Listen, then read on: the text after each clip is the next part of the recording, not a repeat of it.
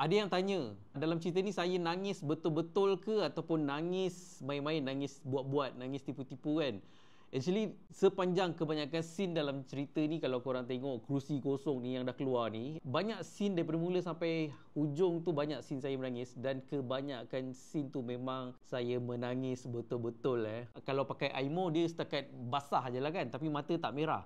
Kalau korang perhatikan betul-betul, memang mata saya merah waktu tu, memang betul-betul saya tersedu-sedu lah kan. Sebab jalan cerita dia saja dah solid.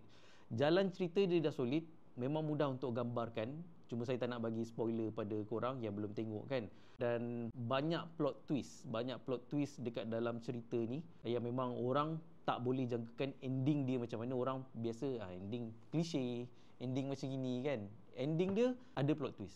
So nangis, memang nangis yang betul-betul. Dan waktu saya nak shoot tu, sebelum tekan record tu, saya cuba buka lagu. Saya cuba buka lagu Uji Rashid, Kali Terakhir, membuatkan masuk feel in character terus.